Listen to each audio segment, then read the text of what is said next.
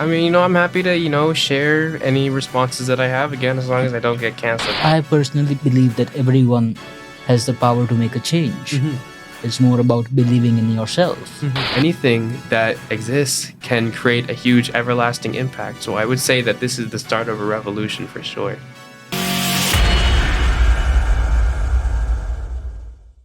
Welcome to the Ars Imperium Podcast. Today we'll explore the art of impact and influence, alright? Because greatness isn't an accident, alright? So today's guest is a testament to the power of resilience, creativity, communication. So please welcome Mario. Thank you, brother. I saw him for the first time on the UTSC 2026 Instagram page, and at that time I knew that this guy is destined for greatness. So let's start with your journey. For someone who doesn't know you, could you please tell us how, from what I know, writing a poem got you to doing your impact tour right now? So could you please tell us a bit about your journey, who you are? For sure. So I was born and raised in Durham, Ontario, which is a region in the GTA. And I was basically your typical student. Like, I went to school, I had big aspirations to be a doctor. I wasn't anything that was outside of what you would expect from like a 16-ish-year-old kid. Growing up, I used to get bullied by my classmates, and when I started high school, that was my first opportunity to get involved in leadership experience because it was a new environment, and I was like, let's go, like, new environment.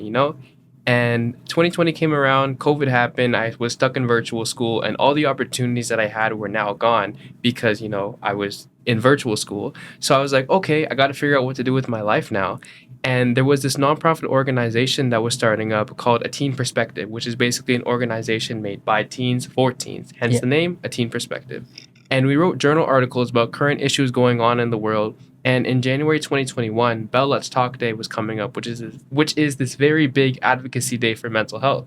And this was my second month in the organization at the time. And I didn't do any work. And I really wanted to make a name for myself and prove my worth on the team.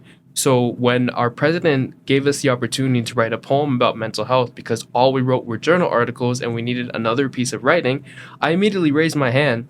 But then I actually hated myself in the moment because, I'm a science student. I don't do anything related to creative writing. So for me to volunteer for this poem, I hated myself for that because this isn't my forte.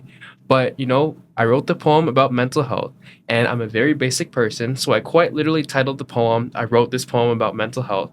And usually, like, I didn't post anything too crazy on my Instagram. Like, I was just your regular teenager posting up with his friends. But I got permission by our president to post a poem, and I did. I went to sleep, and I woke up the next day, and I started getting all of these comments from people, not just from my friend circle, but also people from outside of the country, like America, Uganda, India, Kenya, all of these places I could never even imagine reaching people. And these comments were things like, oh, I really relate to this poem. This is something that resonates with me. And, that was cool, helping out people here and there. But there was one message that I received that really stood out to me. And it wasn't even a comment. It was actually a direct message. And this person told me that the poem that I wrote saved their life, because they lived in a household where they couldn't express how they felt to their parents. And seeing someone doing big things while simultaneously navigating mental health challenges allowed them to see that there is also hope for them as well. And when I saw that, I was like, wow, like, this is just me writing something on a sheet of paper that I bought from the dollar store 5 minutes down the street. If this is all I have to do to inspire other people, then, this is what I got to do now in tandem with this med school thing. And I got invited to give a speech at a school in Pickering, Ontario. And then since then, I was like, okay, I'm going to run with it and see where it takes me. So, yeah. That's fantastic. Thank you, I man. think just from the message you told me, I think you made such a huge impact on people with a poem, which is usually a bit unexpected, at least for a person like me, even though I had to take a lot of poems in school Oh, yeah. as Me an too. IB student. But I'm curious, how do you define impact for yourself? Because I think impact is subjective. And so what is impact to you personally? Yeah, I also think that impact is very subjective and very ambiguous. And for me personally, it's definitely ambiguous to me even to this day after doing 5 years of this whole impact thing. But what impact means to me is basically pursuing your passions or anything you're interested in any capacity that you can in a way that benefits other people. Like, for example, again, I'm still a science student to this day, and outside of this whole impact thing, I'm not too passionate about creative writing. Like, I love the people that can like do writing creatively. My best friend is also someone who also does creative writing, but I do not have the skills or the forte for it. But when I'm writing creatively, I try to write in a way that resonates with people, and that's something that someone can see themselves experiencing, knowing that they're not the only person going through that thing. So to me, impact is basically doing whatever I can to inspire people, whether it's writing a poem, giving a speech, or even on a lesser grand scale, just texting a random person, being like, hey, I know you're going through some struggles right now, but I want you to know that you're not going through those struggles alone. I'm also here as well, going through my own struggles, and we can get through them together. So impact to anyone can just be helping people in whatever way they can. It can even be through small gestures It's like fantastic. like greeting someone at like a cash register in the grocery store, or even picking up trash. Just whatever facet you have or whatever capacity you have to benefit other people. That's what impact means to me. So It's fantastic. thank you. I have a question prepared, but I just thought of something which I've been curious about for a Mhm. while. What's your relationship with McDonald's Canada Instagram page? Oh yeah, that's this is always such a funny story to tell. So this happened in May 2022. I was in my second last month of grade 12 high school at the time. And it was a random Saturday morning, and to be quite frank, I was just really bored with my life and I didn't know what to do. Graduation was coming up, and I was like, "You know what? I'm gonna do something random." So I was like, let me message McDonald's Canada's Instagram page and see where it goes from there. So I actually have the screenshot from this conversation somewhere on my Instagram page, but I texted the Instagram page for McDonald's Canada and I said, "Hello, McDonald's Canada social media person. I hope you're doing well. I just wanted to let you know that I'm thinking about you and I hope you're having an amazing day." And the person responded saying, "Hello to Mario Knowles. We're doing good, thank you. How are you?" And then, I just basically sent them a check-in message and they were like, "Who in the right mind does a check-in message for McDonald's?" Like, it's such a surreal thing. But because, I was one of basically a million, they actually followed me back that day. And I always call people bestie. Like, that's kind of like Yeah, my thing that I do. So I've gotten them to call me bestie. And they followed me on all platforms like Instagram, TikTok, Twitter. And it's so crazy because, like I thought that this was just a random interaction that wouldn't have been responded to, but it actually became a friendship in some capacity. And for my 18th birthday, they actually sent me a $20 Uber Eats gift voucher so I can order some McDonald's for my birthday food. So, that's so yeah, no, special. That's so special. thank you. All right, coming back to the serious questions now. Yeah. So, every impactful journey has its own set of obstacles and challenges. So, for you, if you had to pick, because I'm sure you also had your own fair share, Mhm. what was the toughest challenge you had and how'd you go about pursuing it? That's one. Yeah. Another is, I don't know if you succeeded or not, you can tell us about it. What did you learn that our listeners can also benefit from? Yeah. So I would say the toughest challenge that I faced was definitely when I got bullied as a kid. I got bullied for the sound of my voice because I went to an elementary school that had this weird stigma where if you were a guy, then you had to have a super really low pitched voice, like basically a jock of some sort. And if Yeah, you didn't sound like a jock, or if you didn't like talk like one, or if you basically didn't fit the norm, then you would get made fun of for that. And that's exactly what happened to me. I got made fun of for the sound of my voice. And picture you being a 10-year-old kid excited to go to school just to be met with criticism by you're supposed to be friends. And that caused me to grow up experiencing a lot of insecurity based off of things that I couldn't change about myself. And as I've gotten older, I still navigate insecurity to this day. But as I've gotten older, I've realized that I am not obligated to conform to anyone else's standard for how I should present myself. And I want other people to see that as well. And it's easier said than done because I still face insecurity to this day. yes. But self love is the best love. That's what I like to say. And if you can at least progress towards developing a positive relationship with yourself, then that's how you really get to truly enjoy the human experience, you know? And again, I'm a little bit of a hypocrite because there are some days when I have my struggles, but I want to remind people that we're not obligated to fit anyone else's norms, you know? It's like we can be authentically ourselves. So. That brings me to the next question, Mhm. because there will be so many people who struggle, and not everyone feels that they have the power to create change. Mhm. Now, what would you say to someone who feels powerless and hopeless and weak? I personally believe that everyone has the power to make a change. Mhm. It's more about believing in yourself. Mhm. But for someone who's kind of hopeless, or at least in that state for the moment, how would you go around telling them that you can do it? Yeah. I would definitely remind them that just because you have a rough start doesn't mean you can't have a smooth finish. And I know it's easier said than done. Like to this day, I still have my moments where I feel like I'm not going to achieve this goal or, I'm not going to meet this standard that I set for myself.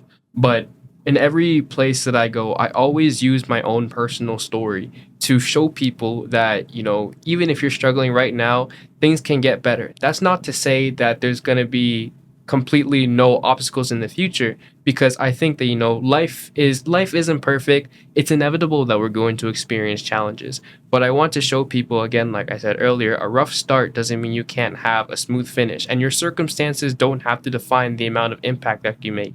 Take me for example. I'm just a regular kid from the small region of Durham here in Ontario, right outside the GTA, so all the attention's on Toronto and nobody really cares about Durham.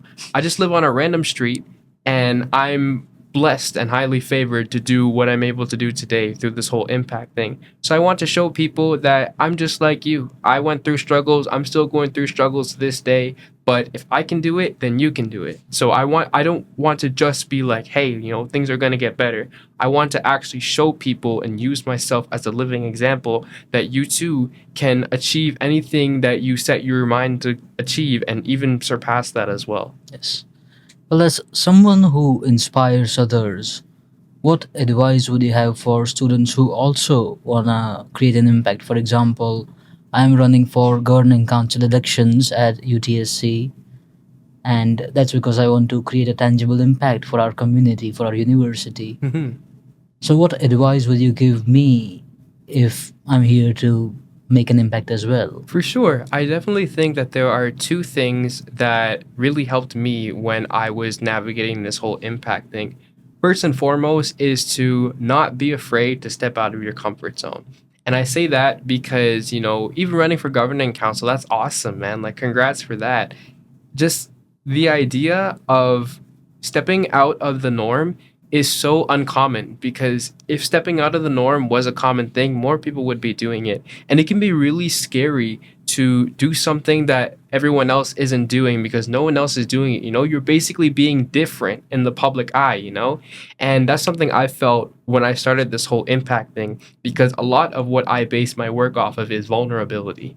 And vulnerability is such a scary thing. Like to this day, I'm still scared of it, but it's allowed me to pursue my passions in a way that helps others. So if you're also able to step out of the comfort zone, that allows you to pursue your own passions in your own facet, which ties into the second point that I wanted to mention, is to consistently be relentless towards what you want to achieve, even when the results aren't as fruitful as you hope. And I say this because there are going to be like high points and low points in your success. Like, if you're only motivated to achieve your goals while things are going good, then when things are going bad, then you're not motivated to achieve those goals. And this is something that I've experienced probably throughout my first 3 years of doing this impact thing, because whenever I make a post and it gets all of these likes, I used to go, oh my gosh, like, I'm him. And then when there were moments where things weren't as fruitful in terms of engagement or, just anything of that sort, I used to get really demotivated because I was like, maybe my work isn't resonating with people anymore. Maybe my audience has found like something else. And that kind of like diminished like how I felt about myself, how I felt about my work, and I let external influences affect me as well. But then I reminded myself that just because, like, even though things aren't fruitful right now, that doesn't mean they can't be fruitful in the future. And even if they aren't fruitful, that doesn't mean that it's still not benefiting people to some capacity, you know? So always keep going after your goals, even when things aren't Absolutely. looking fruitful, you know? And if you get knocked Absolutely. down, pick yourself back up and go at it again. Absolutely. That's quite inspiring, I must say. Thank you. Well, now I would say that you have your Impact Tour coming up. Could you please tell us what the Impact Tour is and how did you come out about the concept of doing a tour like this and how the whole system works? Because as someone who, like myself, I wonder you went from writing poems to becoming a keynote speaker to now doing a tour, and I'm very curious and quite inspired, I must say, Thank you. about this entire thing. So, could you tell us more about it? For sure. So, like my origin story says, I started out with writing poems, and then I used that as an avenue to get invited to do speeches. And I used to do speeches here and there. And I'm a big music head, specifically with hip hop, but I don't really listen to mainstream hip hop like Drake and the rest of them. I listen to this artist called Dax, who is also a rapper, but he raps about things that are relatable to a large audience. Like, for example, a lot of the things that he talks about are regarding mental health struggles, poverty. He has a hit song about overcoming his alcohol addiction called Dear Alcohol. And when I saw Dax for the first time back in, I think it was like 2020 when I discovered him online, he was going on tour at the time, and the idea of going on tour was always something so surreal to me. And I've always had the idea of going on tour, but I'm not a music artist, so I didn't think it was possible to have a speaker going on tour. Few years down the line, I meet this awesome guy named Sam Dema. He's an absolute big influence in my life, and he's actually my public speaking coach now. But I discovered Sam through the internet on Instagram, and Sam was also going on a keynote speaking tour called Empty Your Backpack. And I've always wanted to go on a tour, but I've always been hesitant to pursue it because I didn't know how. When I had one of my coaching lessons with Sam, sometime in I think November or December, I told him about this passion of mine that I wanted to go on tour. And he told me like all the steps he took to organize a tour, doing outreach and stuff like that. And I was like, you know what? I'm gonna go for it. But the issue was that if I'm making a tour, I don't want it to just be boom, tour. It has to be something relatable. Sam's tour is called Empty Your Backpack, and he carries this big red backpack around, so it's something that fits his niche. So I needed something that fitted my niche. So I took the time to sit and analyze who I am as a person.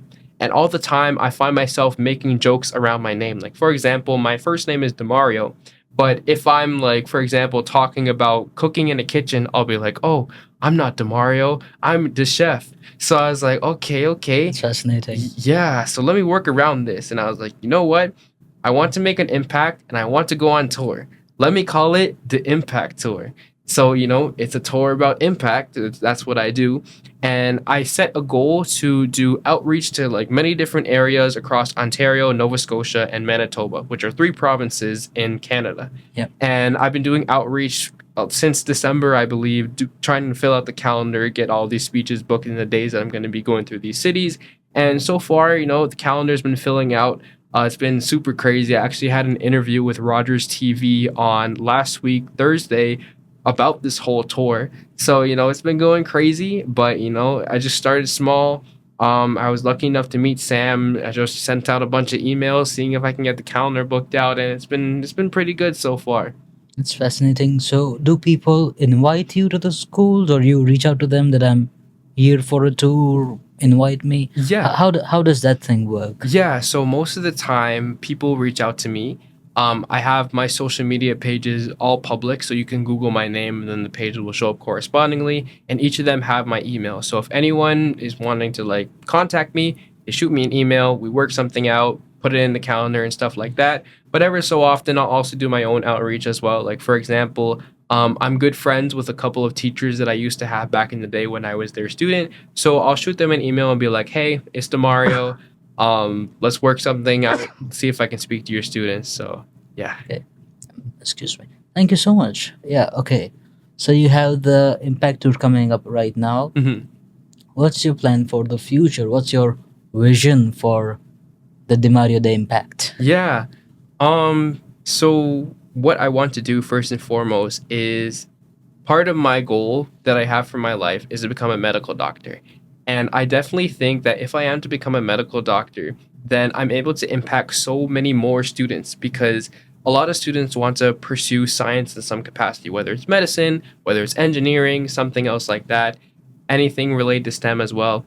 If I'm able to become a doctor, I can definitely use my story to inspire other people going through the pre med route or the pre STEM route, talking about how I got to where I am today. And that's just one facet that I want to hit as well. But I also want to expand the other parts of impact. So the parts about mental health, the poetry stuff. I want to reach other communities in other countries as well. My friend Sam, that I keep referencing, he recently expanded his Empty Your Backpack tour to Kenya. And he was in Kenya for about a month or two giving speeches at different schools in that country. I want to do the same with other countries as well. Like, it would be awesome if I could go to Nigeria, Kenya, India, England, all these other countries, you It's know? fascinating. Yeah. Very fascinating. Mm-hmm. Well, that's change for you. Yeah. What change do you want to see in the world now in the upcoming years? Now, the biggest thing that has happened right now is the American elections. I don't expect you to talk about that, but Yeah. just a change in the world. What do you want to see happen Yeah. next? Definitely, I'm a big mental health guy, so I would definitely love to see any support for mental health, really. In my university studies, I study psychology, and psychology is a relatively new science compared to other sciences like biology, chemistry, and stuff like that. And with psychology being a newer science, it comes with having less advancements compared to the other sciences. And mental health is very interconnected with psychology. And as a consequence, you know, advancements in psychology can basically affect mental health for better or for worse. And I would love to see more supports for like mental health, especially culturally relevant supports for mental health. You know, there's a professor here at UTSC named Dr. Jessica Deer, who does work on cultural clinical psychology. And she really fascinates me. Like, I'm so interested by her work because her work talks about how, like, culture can impact mental health treatment. And I think that's so fascinating because it's not something that's talked about frequently. And I'd love to see more culturally relevant mental health supports because, you know, mental health is something that affects every person in some capacity. Absolutely. And if we can have mental health supports that are also relevant to people's different cultures, I think that would be a huge advancement in the healthcare system for sure. What advancements do you think in terms of mental health should be made around our UTSC campus? That's a good question, actually. I think that what I love about the Health and Wellness Center specifically is that they have different therapists that are different, that come from different backgrounds. Like, for example, my therapist from the Health and Wellness Center, she's also a Jamaican lady. Part of my background is from Jamaica. So, with that being said, I think having like more therapists that have like more diverse cultural experiences is definitely very good to like hit many different students, you know, because UTC has a very diverse network of students. Like, there are international students, there are domestic students from other provinces in the country, people coming from all different types of backgrounds. So I think that having more therapists in place to accommodate the different backgrounds that students have is definitely a huge step in the right direction for sure. It's something that I definitely admire that they already do, and I think there's just so much more potential to expand on it. So, yeah. Fantastic. Thank you so much for sharing that. Now, I have one question. Mm-hmm. What do you think about mental health for men? Do you think, because it's, I think, like a taboo and I think a rather a sensitive topic in some way, but like you said, it affects everyone. Everyone has their own struggles, and I believe in that Mm-hmm. because not all of us, none of us actually know what's happening in someone else's life. Mm-hmm. Because this is one part that engineers didn't design a machine to, see what's happening inside, Yeah. right? And doctors. So in that case, you have any opinions on how men should go about dealing with mental health? Because at least in the background, the culture I have in India, people don't talk about mental health, especially for men. Yeah. Given that you are Canadian, you Mhm. have a Jamaican roots, you are all about mental health, and I'm sure you inspire people about it. So, how would you say that should be handled? For sure. I think this is definitely applicable to all people in the sense that vulnerability is a very scary thing. And it's often taboo to be able to express how you feel authentically in terms of your mental health, because it's very common for people to give reassurance to those that are physically injured. Like, for example, if someone is really sick, if they had the flu, you'll often see people say things like, oh, get well soon, hope you get better, things like that. When it comes to mental health, that's where you get more, iffy, because there's a lot of stigma that revolves around mental health. And, I think when it comes to anyone going through struggles, I think it really sucks that people often don't have a place to express themselves without feeling attacked. And I faced that struggle sometimes myself as well. And I think that in order to allow more people to express how they feel about the struggles they're going through, I think that we definitely need to work better as allies to create that nurturing environment. When it comes to my friends, as an example, if any of them are going through a struggle, I want them to know that I'm someone that they can rely on, they can fall back on. If they have someone else that they have for support, that's great. I don't need to be your first choice, but I want you to know that regardless of the amount of choices that you have in terms of people you can reach out to, I'll always be there at the end of the day. So you're never alone. That's the environment that we need to create for our peers. We need to remind them that they're not alone. And empathy is such a beautiful thing. And if we can really allow people to connect with us and break down their walls so they can really be vulnerable with us, that's how we allow more people to feel safe. That's what we need to do as people. We need to help each other feel safe, because at the end of the day, we're all going through struggles, man. This world can be hard to deal with sometimes. If we can support each other, then we can build each other up together. So that's what I believe It that we got it to do, man. it makes me so happy that you put it like that. I think it's much needed for people to hear, our audience, people who are struggling right now. There's so many people who must be struggling. It's just we don't know. It's Mm-hmm. in a way like an invisible disability, Mm-hmm. right? Now we are coming at the end of our podcast, and I want to end every episode with something what I call is the Ars Imperium challenge. Mm-hmm. So first off, who do you think would benefit most from listening to our episode today? I think that the people that would benefit the most from listening to this podcast episode is definitely anyone that's going through some type of challenge, whether it's academically, whether it's financially, whether it's mental health related, because this conversation is all about saying that just because you have a rough start doesn't mean you can't have a smooth finish, and everyone is going through their own shared challenges, yet they're still doing big things in life. I think that this conversation is the conversation that I wish I had growing up. And I think that anyone coming from a similar background of humble beginnings will be able to listen to this conversation and realize that it is true that they may be going through a struggle right now, but that struggle doesn't have to stop them from achieving the dreams they want to achieve. So, It's fantastic. Now here's the challenge part. mm-hmm, It's take it like the ice bucket challenge where you nominate someone. mm-hmm, Similar to that, in the Ars Imperium challenge, I want you to nominate someone to come next to this podcast. yeah, This one. Another one is to answer the next question that I want you to answer as well. What does building an empire, because Ars Imperium translates to the art of empire, what does building your empire mean to you? And how would you start if you had to start today? yeah. In terms of who I would invite onto the podcast, I have a good buddy named Jay Lascar. He's an absolute phenomenon, man. That's all I can say to describe him. I definitely think that having Jay on this podcast would make such a huge impact.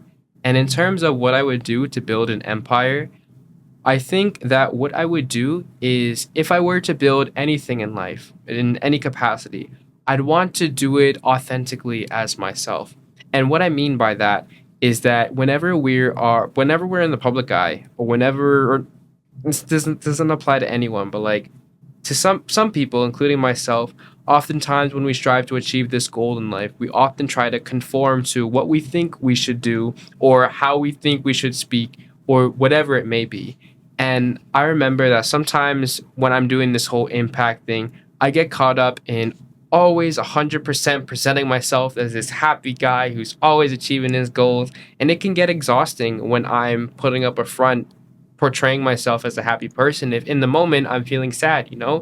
And I have to remind myself that, I can just be myself and do whatever I'm doing. And who knows, maybe that relatability aspect might even inspire someone.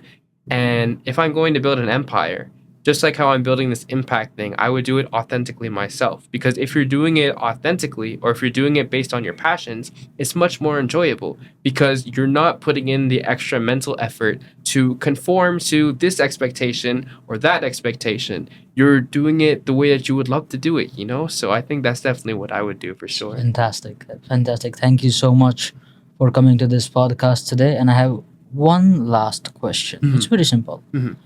If you had to describe this podcast in one line, whatever we covered today, everything in one line for our listeners, what would that one line be? That's a really good question. I would definitely say that it's the start of a revolution. I would put it at that because I think that any new concept or any new thing that exists has infinite amounts of potential. I mean, this whole impact thing that I do started out with me writing rhyming words on a sheet of paper from the dollar store. If I'm able to be privileged to be in this position today, inspiring people around the world through social media just from a sheet of paper from Dollarama, then that means anything that exists can create a huge everlasting impact. So I would say that this is the start of a revolution for sure.